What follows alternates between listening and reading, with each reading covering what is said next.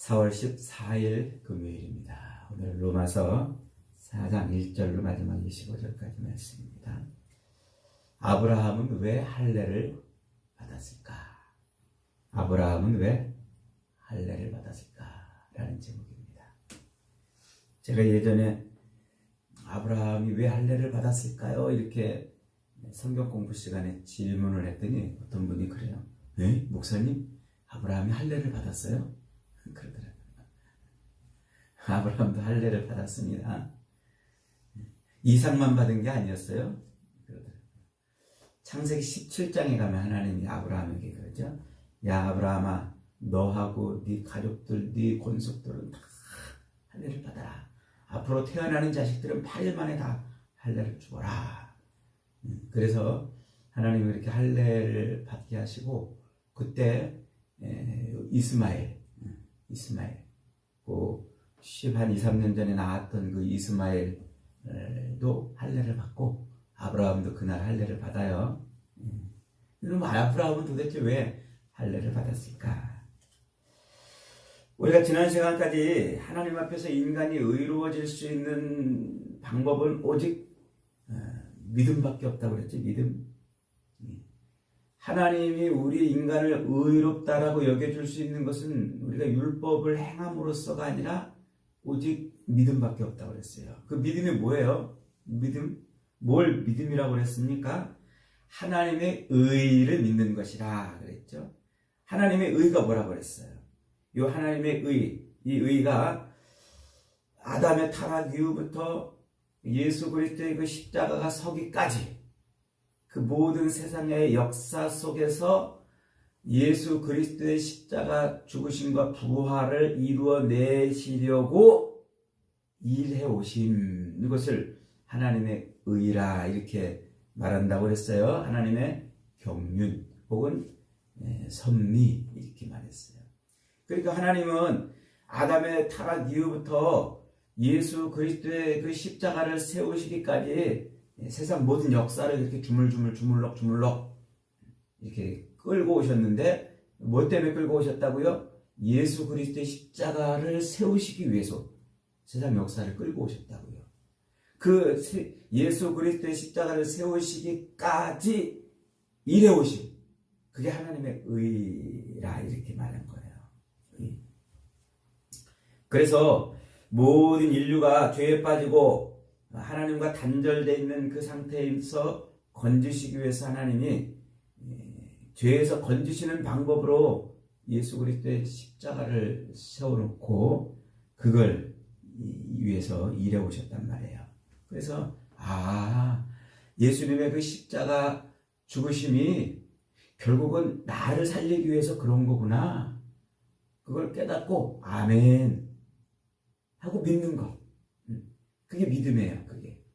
근데 그 믿음은 뭐를 포함하고 있다고요? 태초부터 작정하시고 아담의 타락 이후부터 일해 오심, 그 하나님의 일해 오심이 요 십자가에 다 농축이 되어 있는 거예요. 요걸 다 믿는 걸 하나님을 믿는다, 이걸 믿음이라 이렇게 말하는 거예요. 그래서 하나님은 그 믿음을 보시고 그 십자가만 보는 게 아니라 그 십자가가 세워지기까지 하나님의 역사 속에서 일해오신 하나님의 작정과 경륜, 그 섭리를 전부 다 믿는 그 믿음을 보시고 너 의롭다 이렇게 칭해 주신다고 했어요. 여겨주신다는 말이죠. 사도 바울은 그것을 분명히 하기 위해서 두 사람의 예를 들어서 설명했다고 그랬어요. 그래서 첫째로는 아브라함을 들어서 예를 들어 설명했고, 두 번째는 다윗을 들어 예를 들어 설명했어요. 이 아브라함과 다윗의 예를 든 것은요, 유대인들, 율법 지킴으로 하나님 앞에 의롭다 여김을 받는다고 주장하고 있는 그 유대인들에게 아브라함은 민족의 조상이에요. 자기들의 조상이죠. 그리고 다윗은 완전한 인간이에요. 오실 메시아의 표상이었어요. 다윗은 그들에게 이 땅에 와가지고 자기들을 구원해줄 그런 메시아의 표상으로 다윗을 바라보고 있는 거예요. 대단히 중요한 두 사람이죠. 그 두 사람을 그렇게 예로 들어서 인간의 행위로 의로워지는 게 아니라 뭘로? 하나님을 믿는 믿음으로 의로워진다고 지금 설명을 했어요. 바울 자신도 아브라함의 후손이잖아요. 아브라함의 후손. 그리고 바울 자신도 그렇게 다윗을 아주 중요한 자기들의 이 표상으로 이렇게 보고 있었을 겁니다. 그러나 민족의 뿌리라고 여기고 있는 그 아브라함도 결국은 뭘로 구원을 받았어요? 뭘로 의롭다 여기심을 받았어요? 그가 뭔가 행해서가 아니라, 율법을 행해서가 아니라, 율법이 주어지기 500년 전의 사람이잖아요. 율법을 행해서가 아니라 하나님을 믿음에 의로 여김을 받았다 그랬어요. 율법이 주어진 이후에 500년 뒤에 또 태어난 다윗은 그가 더럽고 악한 인간이었었는데 하나님의 덮어주심의 은혜로 그가 구원을, 의롭다 여김을 받았다고 했잖아요. 그럼에도 불구하고 율법을 지켜야 한다고 주장하는 그 유대인들의 고집을 사도 바울은 꺾어야만 했습니다. 우리가 사도행전 공부할 때 배웠잖아요. 사도 바울이 다메섹 가는 길에서 예수님을 만난 다음에 사울이 바울이 됐어요. 그래서 제자들 앞에 떡하니 나타납니다. 그 바울이 돌아다니면서 막 이방인들에게 복음을 전하니까 또 제자들도, 다른 제자들도 나가서 복음을 전하는데 이방인들이 막 믿고 돌아오는 거예요.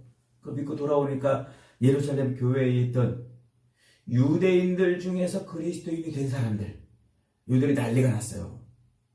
야, 저 이방인들이 어떻게 하나님의 백성이 되냐? 그 회개하고 되는 게 아니라, 세례받고 되는 게 아니라 저들도 할례를 받아야 돼. 할례를 받아야, 그래야 하나님의 백성이 될 수, 유대인의 안으로 들어올 수 있어. 이렇게 막 주장했어요. 그래가지고 그것 때문에 예루살렘 교회가 한때 소동이 일어났었잖아요. 거기다가 바울이 가서 복음을 전하는 교회들은 다 이방의 지역에 있는 교회들이었어요. 이방인들이 구원을 받아요. 그래도 바울이 가서 전도를 하고서 갈라디아 교회를 세워놓고 저 위에 데살로니가 교회를 세워놓고 그리고 돌아왔더니 한참 뒤에 들리는 소식이 뭐냐면 저 갈라디아 교회 안으로 어떤 사람이 와가지고 야, 너희들 예수 믿었어? 너희 세례 받았어? 그래도 할례를 받아야 돼. 이랬다는 거예요. 데살로니가 교회 교인들한테도 너희들 할례를 안 받으면 하나님 백성이 될 수 없어. 그랬더니 바울이 편지를 보내는 거예요. 갈라디아서, 데살로니가 전서, 후서. 다른 복음을 전하는 자들은 그들은 몰아내라. 그건 다른 복음이다. 할례를 받아야 된다고 주장하는 것들은 다른 복음이다. 진짜 복음은 그게 아니다. 그게 갈라디아서, 데살로니가 전서, 후서 이렇게 편지를 보냈단 말이에요. 그 지금 로마서에서도 그 얘기를 지금 빠뜨리지 않고 있는 거예요. 9절, 10절 다시 한번 읽어봅니다. 그런즉 이 복이 할례자에게냐 혹은 무할례자에게도냐. 무릇 우리가 말하기를 아브라함에게는 그 믿음이 의로 여겨졌다 하노라. 그런즉 그것이 어떻게 여겨졌느냐? 할례시냐 무할례시냐. 할례시가 아니고 무할례시니라. 아브라함이 의롭게 여김을 받은 것이 할례 받은 전이냐 할례 받기 후냐 이거예요. 할례 받은 다음에 의롭게 여김을 받았느냐? 할례 받기 전에 의롭게 여김을 받았느냐 하는 거죠. 여러분 언제죠? 이 할례라는 말이 처음 등장하는 것은 창세기 17장에 등장해요. 17장. 그런데 이미 아브라함은 창세기 15장에서 그가 하나님을 믿음에 하나님이 그를 의롭게 여겨줬어요. 그 하나님을 믿음에 하나님을 의롭게, 하나님이 그를 의롭다 여겨줬단 말이에요. 뭘 믿었다고요? 야 아브라함아, 내가 너에게 땅을 주고 너에게 자식을 주고 너 그 자식을 통해서 수많은 자손들을 만들어내고 그 자손들이 모든 만민을 내 복을 받게 할 것이다 하는 그것을 믿었단 말이에요. 하나님이 그렇게 일하실 것을 믿었단 말이에요. 그걸 의로 여겨줬단 말이에요. 그러니까 할례를 받기 훨씬 전이에요. 훨씬 전. 그런데 입만 열면 할례 받아야 된다고 주장하는 그 유대인들, 너희들이 그 할례와 율법을 지켜야 된다고, 그래야 하나님의 백성이 된다고 하는데, 그렇다면 아브라함은 할례를 받기 전에 의롭다 여김을 받았느냐, 할례를 받은 다음에 의롭다 여김을 받았느냐, 지금 물어보고 있는 거예요. 언제죠?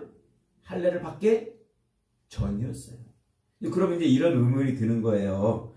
아니 믿음으로 의롭게 됐으면 됐지 뭘 또 아브라함에게 하나님이 할례를 받으라고 하셨을까? 왜 할례를 왜 받으라고 했을까? 그러면 믿음으로 의롭게 여겼으면 그걸로 끝이고 그 다음에 자식을 주든가 뭐 가나안 땅을 통째로 다 주시든가 그러면 되지 왜 또 도대체 할례를 받게 했냐 하는 거죠. 이게 중요한 점이에요. 이게 굉장히 중요한 점이에요. 믿음으로 의롭게 되면 약속하신 말씀하신 그 자식을 주시면 되지 뭘 또 그렇게 할례를 받으라고 했느냐? 그에 대한 대답이 11절입니다. 11절 시작. 그가 할례의 표를 받은 것은 무할례 시에 믿음으로 된 의를 인친 것이니 이는 무할례자로서 믿는 모든 자의 조상이 되어 그들도 의로 여기심을 얻게 하려 하심이라. 믿음으로 된 의를 뭐 한다고요?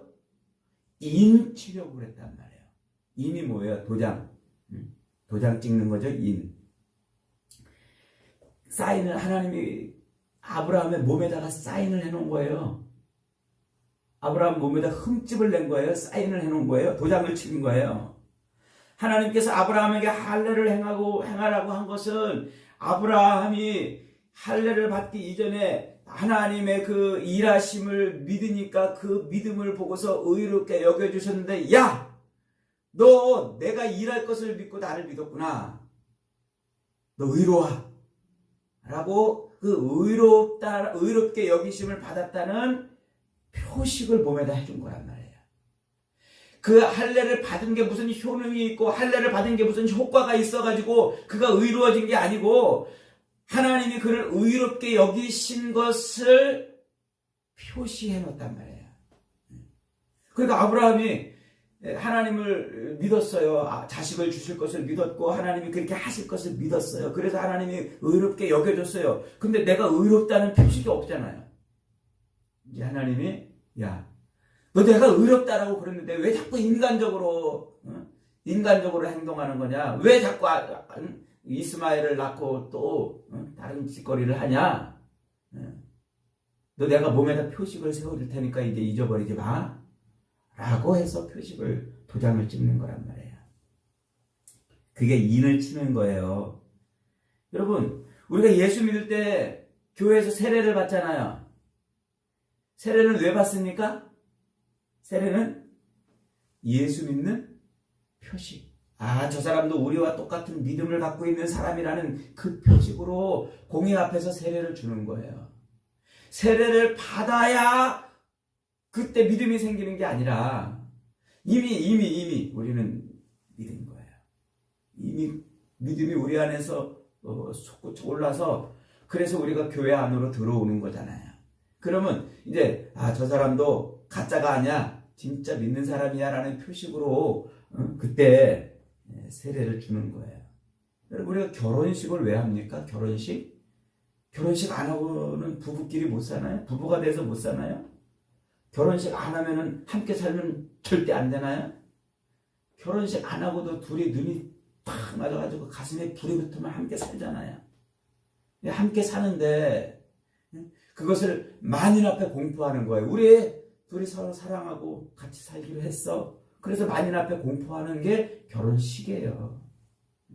그러니까 그 표식을 만들어내는 거죠. 표식을. 우리가 세례를 받았기에 구원을 받은 것이 아니라 이미 믿음으로 구원을 얻었다는 것을 증거해주는 표식으로서 사인으로서 세례를 받는 거예요. 11절 다시 봅니다. 이는 무할례자로서 믿는 모든 자의 조상이 되어 그들도 의로 여기심을 얻게 하려 하심이라. 즉 아브라함에게 할례를 행하게 하신 것은 모든 믿는 자의 조상이 되어 그들도 의로 여기심을 얻게 하려 했다 그랬어요.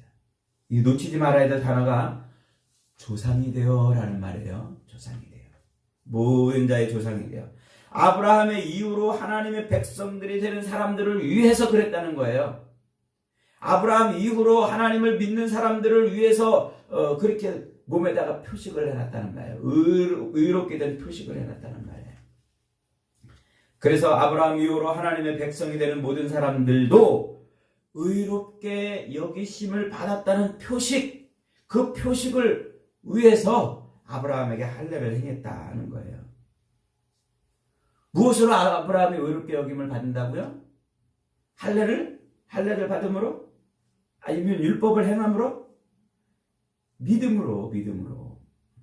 종교적 계명을 지킨 것 때문에 그가 의로워진 것이 아니고, 율법을 행함으로 혹은 할례를 받음으로 그가 의로워진 것이 아니고, 오직 믿음으로 의롭다 여기심을 받았다는 표식으로 그렇게 할례를 행했다는 말이에요. 할례를. 오직 믿음으로 하나님의 의, 예수 그리스도의 그 십자가를 세우시기까지 세상의 모든 역사를 주물럭거리고 오셔서 예수님의 십자가를 세워놓으신 그 하나님의 의, 하나님의 경륜, 하나님의 섭리를 그 십자가에 담아놓으셨는데, 그 십자가를 믿는 그 믿음으로 의롭게 여기심을 주시려고 그랬다는 거예요. 16절 다시 봅니다. 그러므로 상속자가 되는 그것이 은혜에 속하기 위하여 믿음으로 되나니, 이는 그 약속을 모든 후손에게 굳게 하려 하심이라. 율법에 속한 자에게뿐만 아니라 아브라함의 믿음에 속한 자에게도 그러하니, 아브라함은 우리 모든 사람의 조상이라. 상속자가 된다는 말이 뭐예요? 여기 하나님 나라를 상속받는다는 말이에요. 이걸 다른 말로 말하면 구원받는다, 하나님의 백성이 된다, 이런 뜻이에요. 하나님의 백성이 되고 구원받는다, 즉 하나님 나라에 속하고 하나님 나라에 들어간다. 이것은 율법을 행하는 자뿐만 아니라 아브라함의 믿음에 속한 자도 다 그렇게 된다는 거예요. 근데 뭐 때문에 그렇다고요? 그것이 은혜에 속하기 위해서 그랬다는 거예요. 은혜라는 말 알죠? 은혜. 내가 뭔가 자격이 있어서 얻는 것이 아니고 그냥 얻을 때 은혜예요. 그러니까 우리가 믿음으로 구원을 얻는다라고 그럴 때 그것은 나에게 무슨 조건이 있어서 무슨 이유가 있어서가 아니고 그냥 하나님의 은혜로, 자격도 안 되고 조건도 안 되고 아무것도 안 되는데 하나님의 은혜로 주신 거예요. 그렇게 하게 하시려고 아브라함에게 뭐 했다고요? 아브라함에게 할례를 행하겠다는 거예요. 그게 오직 믿음으로 의롭게 된다, 이 말이에요. 의롭게.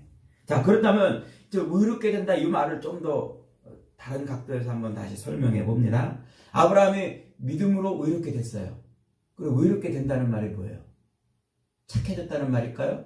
갑자기 정의의 사도가 된 걸까요? 정의로운 사람이 되고, 아브라함이 갑자기 뭐 착해지고 선해지고 정의로운 사람이 돼서 의롭다라고 말하는 걸까요? 그건 아니겠죠? 17절, 18절 한번 읽어봅니다. 시작. 기록된 바 내가 너를 많은 민족의 조상으로 세웠다 하심과 같으니, 그가 믿은 바 하나님은 죽은 자를 살리시며 없는 것을 있는 것으로 부르시는 이시니라. 아브라함이 바랄 수 없는 중에 바라고 믿었으니 이는 내 후손이 이 같으리라 하신 말씀대로 많은 민족의 조상이 되게 하려 하시니라. 그가 믿은 바가 뭐라고요? 그가 믿은 바 하나님은 죽은 자를 살리시며 없는 것을 있는 것으로 부르시는 이.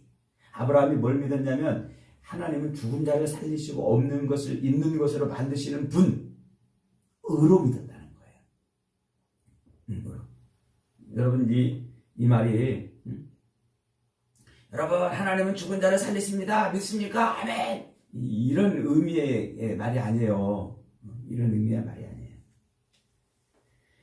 지금 바울이 말하고 있는 아브라함이 그렇게 아브라함이 죽은 자를 살리시고 없는 것이 있는 것으로 만드시는 분으로 하나님을 그렇게 믿었다는 말은 그 뒷구절. 자, 18절 시작. 아브라함이 바랄 수 없는 중에 바라고 믿었으니, 이거예요. 바랄 수 없는 중에. 그러니까 이게 무슨 얘기냐면은 하나님이 아브라함에게 약속했잖아요. 야, 너 땅 줄 거야. 야, 너에게 자식을 줄 거야. 너에게 그 자식을 통해서 후손을 만들어내고 많은 민족이 복받게 할 거야. 그랬는데 자기는 지금 어때요? 자기 상태는 아들을 낳을 수 있는 상태입니까? 자기는 아들을 낳을 수 있는 상태가 아니잖아요. 그래서 사라가 그랬어요. 여보, 나 경수가 끊어진 지 오래됐잖아. 내가 지금 어떻게 애를 낳아? 여보, 하나님이 진짜 그렇게 말했다면 아마 저 하갈을 통해서 그렇게 하려고 그러신 거 아닐까? 혹시 아직 당신 힘이 좀 있으니까 이제 하갈하고 애기 좀 낳아. 야, 사라가 그랬잖아요. 아브라함도 긴가민가 하는 거. 내가 지금 살았나 죽었나? 내가 살았나 죽었나? 근데 지금 자기 상태는 어떠냐면 이제 힘이 없어요. 힘이 없어. 그래서 자식을 낳게 하겠다고 그랬는데 내가 하나님께 보탬이 전혀 안 되는 거예요. 자식을 낳을 수 있는 그 능력이 나한테는 없어요. 하나도 없어요. 보탬이. 아내도 안 되고 나도 안 되는, 아무것도 하나님의 그 말씀대로 될 것이라고 뭔가 보탤 수 있는 것이 아무것도 없다는 말이에요. 그런데 나는 아무것도 보탤 게 없는데 하나님이 하시겠다니까 그냥 하시는 줄 믿은 거예요. 믿은 거. 자기 존재, 자기 실체를 본 거지, 본 거. 그 하나님의 말씀 앞에서, 자식을 주시겠다는 하나님의 말씀 앞에서 자기 실체를 본 거예요. 아, 이거 어떡하나, 나는 아무것도 보탤 게 없는데. 힘이 돼야 돼요. 힘이 돼야 보태죠. 힘이 안 되는 걸 어떻게 보탭니까? 그러니까 자기 실체를, 나는 이거 아무것도 안 되는구나. 나는 안 되는구나. 그런데 하나님이 하신다니까 그렇게 하실려나 보다. 그렇게 하실려나 보다. 그것을 아멘 했다는 거예요. 아멘. 이것이 의라는 거예요. 의. 그러니까 하나님이 그를 의로 여겼다라고 말할 때 그 의롭다라는 말은 뭔가 정의로운 인간이 되고 선한 인간이 되고 갑자기 무슨 착한 일을 하는 그런 인간이 됐다는 것이 아니라 자기의 실체를 파악했다는 거예요.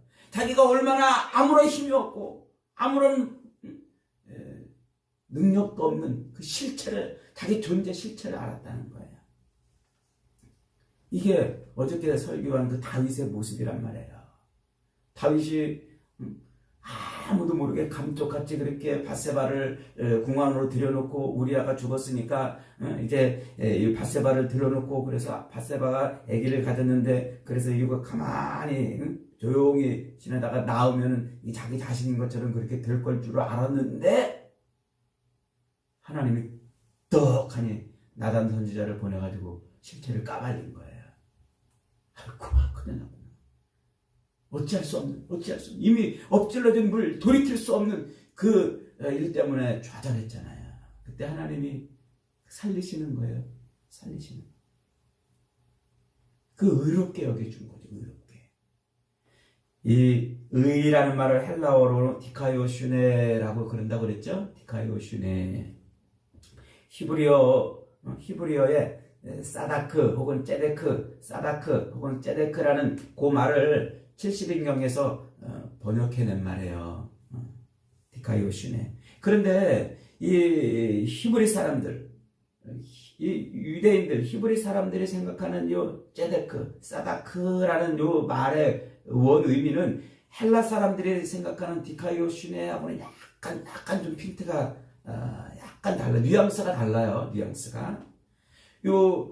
디카이오슈네를 쓰는 헬라 사람들은 뭐 소크라테스나 플라톤이나 아리스토텔레스의 그 서양 철학, 그 철학적 인식을 가지고서 이해를 해요.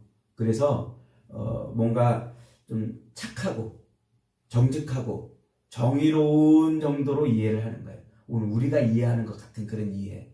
그런데 히브리인들은 이 째데크, 사다크를 뭐라고 이해하냐면 관계적 개념으로 이해한다고 그랬잖아요. 관계적 개념. 하나님과 우리 인간의 관계, 인간과 인간의 관계, 자연과 인간의 관계. 그 관계가 정상적이 될 때 그때 의롭다 이렇게 말한단 말이에요. 관계가 깨진 게 아니라 정상적인 상태가 될 때. 두 존재가 요구하는 그 관계, 의무와 책무가 성실히 이행되는 그런 관계. 원래 있어야 될 그 자리에서 그것을 성실하게 수행해내는 그 상태, 그거를 째데크 혹은 사다크 그러는데 그걸 헬라어로 디카이오 슈네 이렇게 번역을 한 겁니다. 그러면 하나님과 우리 인간 사이의 관계, 이 관계는 어떤 게 의의가 되겠어요? 하나님은 창조주시잖아요. 창조주 하나님으로서 생명을 불어넣는 분이시고 우리는 피조물로서 그 하나님의 생명을 받아 누리는 자가 인간이에요.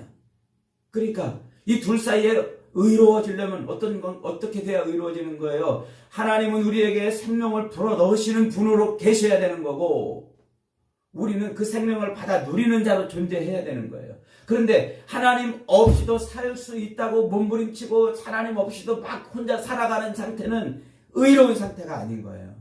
그것은 그게 불이에요. 불이. 그러니까 하나님은 우리의 창조주로서 우리에게 생명을 불어넣는 분이십니다. 그분을 바라보면서 그분에게서 생명을 받아 누리는 것. 그것이 뭐라고요? 그게 하나님과 우리 사이에 의로운 거란 말이에요.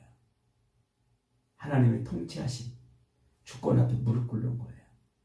하나님의 주인 되심 앞에 들어가는 거예요. 주인 되심 앞에.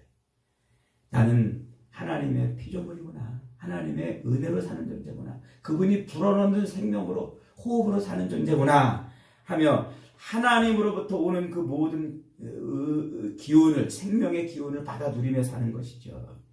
절대적으로 하나님 의존. 그러니까 우리 인생의 생명 유지 장치는 뭐예요? 하나님이에요. 하나님이 우리 인생의 생명 유지 장치라고요. 근데 하나님을 똑 떼놓으면 생명 유지 장치 작동이 안 되는 거잖아요. 그렇게 하나님 앞에 절대적으로 의존하는 존재, 그게 인간에게 뭐라고요? 그게 의의란 말이에요. 무슨 의롭게 여김을 받았다니까 갑자기 우리가 무슨 정의의 사도가 돼서 의로운 일을 행하는 그런 존재가 됐다는 게 아니고 내 실체를 파악했다는 거예요. 내 존재의 실체. 아, 나는 이런 존재구나. 이런 존재구나.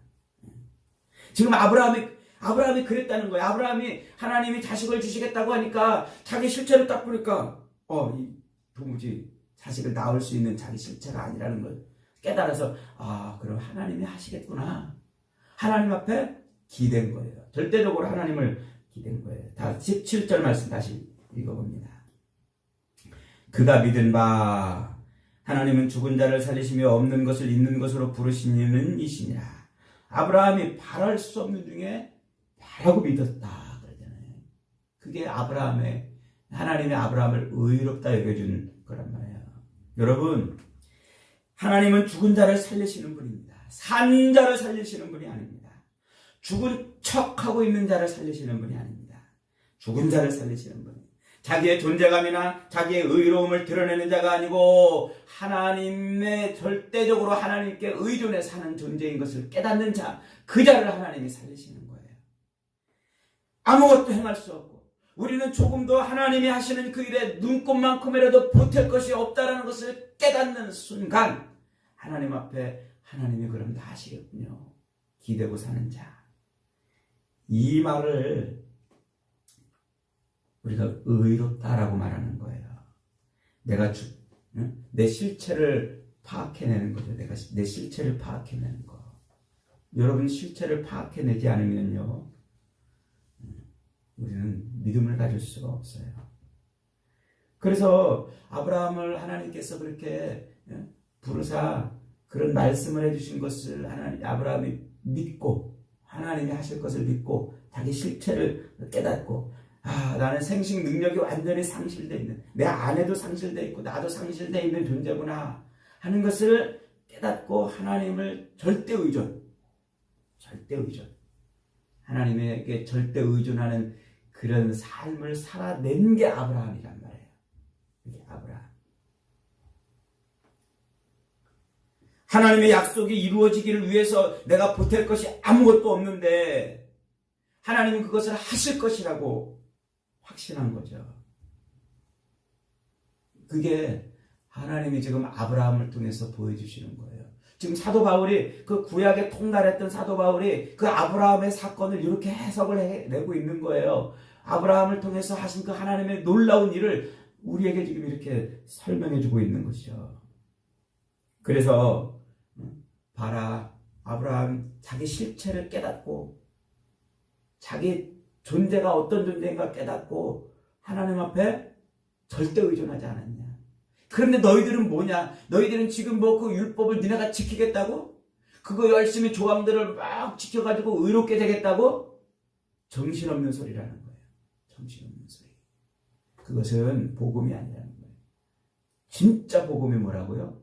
24절, 25절 다시 읽습니다. 시작. 의로 여기심을 받을 우리도 위함이니 곧 예수 우리 주를 죽은 자 가운데서 살리신 이를 믿는 자니라. 예수는 우리가 범죄한 것 때문에 내줌이 되고 또한 우리를 의롭게 하시기 위하여 살아나셨느니라. 24절 다시 봅니다. 우리의 믿음의 내용이 뭐라고요? 예수 우리 주를 죽은 자 가운데서 살리시는 하나님을 믿는 것.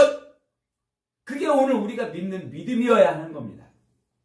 예수 우리 주를 죽은 자 가운데서 살리신 하나님을 믿는 것.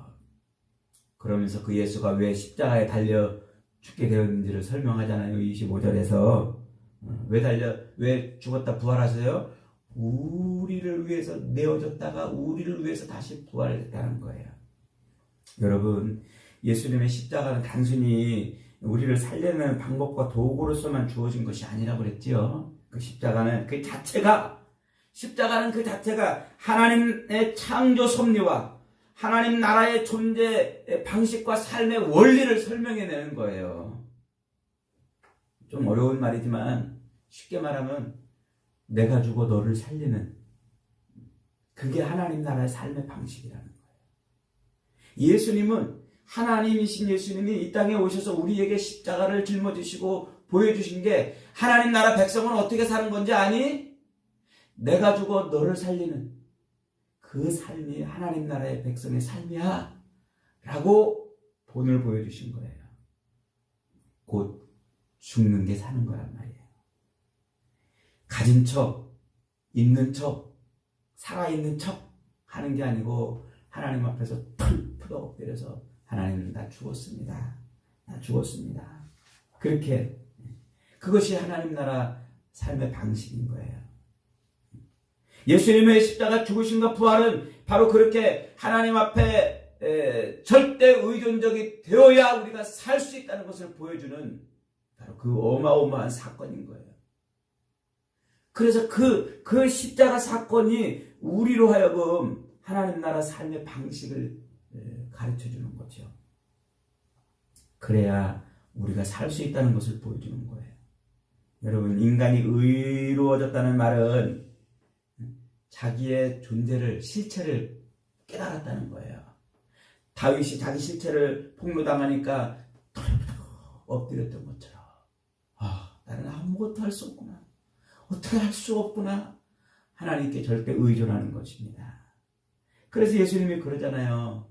마태복음 16장 24절 25절에서 이에 예수께서 제자들에게 이르시되 아무든지 나를 따라오려거든 자기를 부인하고 자기 십자가를 지고 나를 따를 것이니라. 누구든지 자기 목숨을 구원하고자 하면 잃을 것이요 누구든지 나를 위하여 자기 목숨을 잃으면 찾으리라.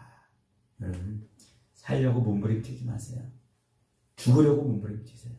이 땅에서 좀 살아보겠다고, 어떻게 좀 잘 살아보겠다고, 편하게 살아보겠다고, 좀 더 많이 갖고 살아보겠다고, 좀 더 누리며 살아보겠다고, 높아지며 살겠다고 몸부림치지 마세요. 죽어야 사는 겁니다. 내가 죽어야, 나는 할 수 없습니다. 나는 아무것도 할 수 없습니다. 나는 오직 하나님께로만, 하나님이 주신 은혜로만 사는 존재입니다. 내 생명 유지장치는 하나님입니다. 나는 더럽고 악한 죄인에 불과합니다. 이걸 깨달을 때 비로소 우리는 의롭다 여기심을 받는 겁니다.